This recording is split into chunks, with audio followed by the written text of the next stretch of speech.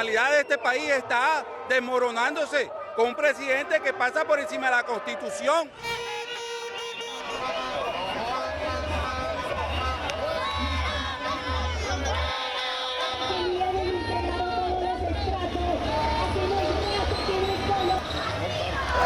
Porque no me gusta la dictadura y no quiero perder la libertad en el país.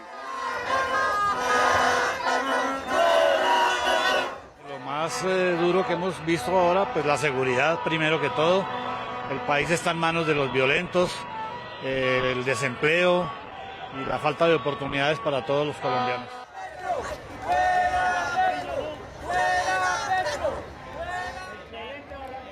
Ahí lo veíamos en imágenes. Ayer se cumplió una nueva jornada de manifestaciones contra las políticas y reformas del gobierno del presidente Gustavo Petro. En las principales ciudades del país, miles de personas salieron a marchar desde las 10 de la mañana hora local. En la capital, sin importar además la lluvia, los manifestantes caminaron hasta la Plaza de Bolívar, donde se vio la mayor concentración.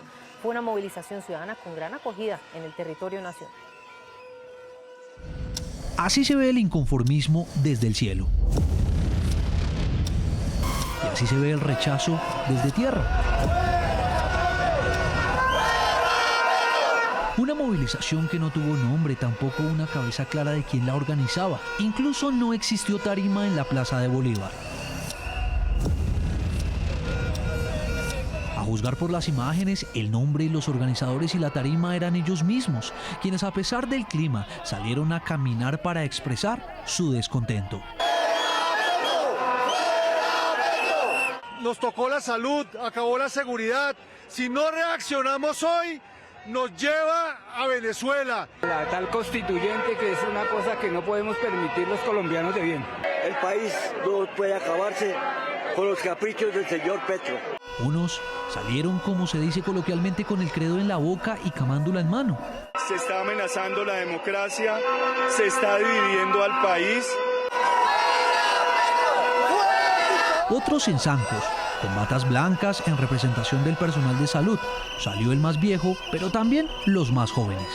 Yo quiero marchar para demostrarle a mi país que yo quiero ver que el país esté bien y pelear por los derechos y la justicia del país. ¿Qué opinas de la reforma a la salud, por ejemplo? Uy, gracias a Dios que la tumbaron, porque es lo más malo. Yo estoy aquí por la gracia de Dios y por los médicos de Sanitas que me atendieron muy bien. Hicieron presencia a los veteranos del ejército reclamando respeto por las fuerzas militares, pero también los preocupados por el futuro del sistema de salud. Es usted un héroe, ¿cierto? Señor, claro. ¿Y por qué marchar hoy? Porque estamos perdiendo la guerra con ese gobierno. Dice, mis hijos necesitan insulina para vivir. ¿Ese es el motivo de su marcha? Sí, tengo 2 niños con condición de diabetes, insulinodependientes y no hay medicamentos, no hay insumos en las EPS. La lluvia no imposibilitó sus ganas de marchar. De repente se convirtió en la marcha de las sombrillas. Sé que Petro no tiene todo malo, pero estoy en contra de la reforma de la salud. La Plaza de Bolívar se llenó completamente. Desde el cielo las imágenes no mentían. Y un recorrido por la carrera séptima corroboró que incluso muchos no pudieron ingresar al corazón político y judicial de la capital porque no había espacio para tanta gente. Aunque a Bogotá llegaron desde varios municipios aledaños, en algunos hicieron su propia marcha, como en Chía.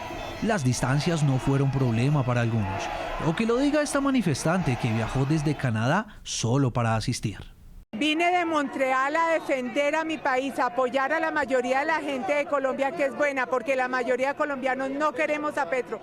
Fue esta quizás la expresión ciudadana más contundente en contra del gobierno en lo que lleva el presidente Gustavo Petro en la Casa de Nariño.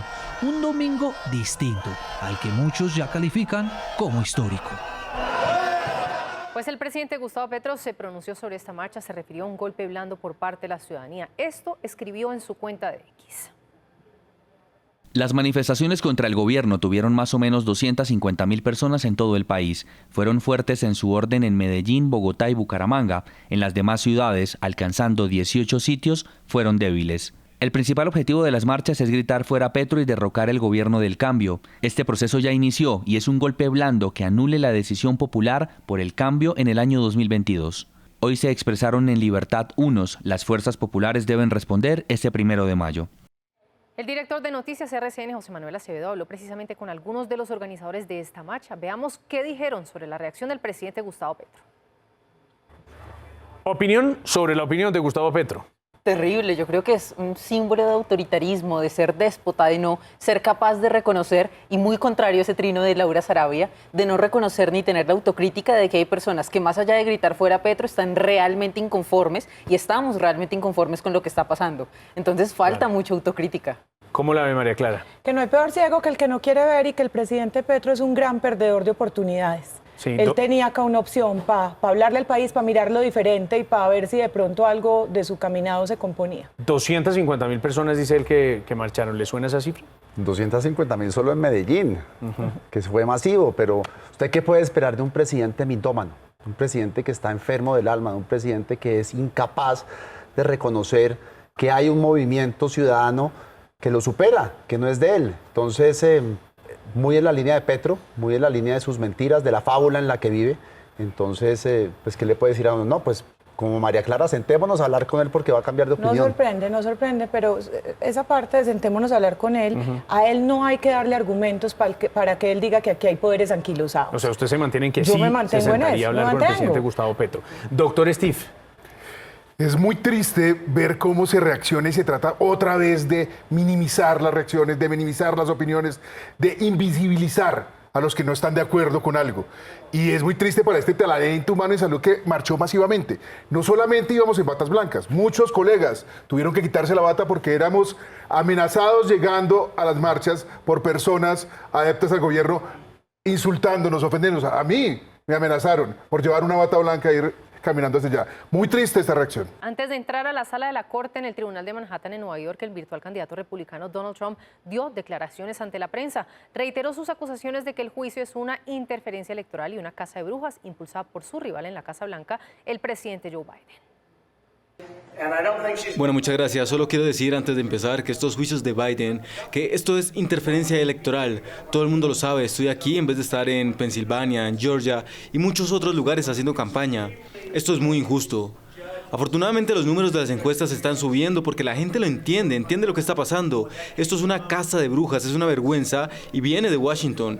Incluso la oficina fiscal está en coordinación con Washington. Solo quiero que la gente entienda que esto se trata y tiene el propósito de dañar al oponente del peor presidente de la historia de nuestro país. Bueno, ¿y cómo van las encuestas nacionales? Pues el presidente Joe Biden recortó a 2 puntos porcentuales la ventaja del expresidente Donald Trump de cara a las elecciones presidenciales de noviembre. Esto según el último sondeo de NBC News, divulgado este domingo, que deja a Trump con un 46% y a Biden con un 44% en la contienda electoral.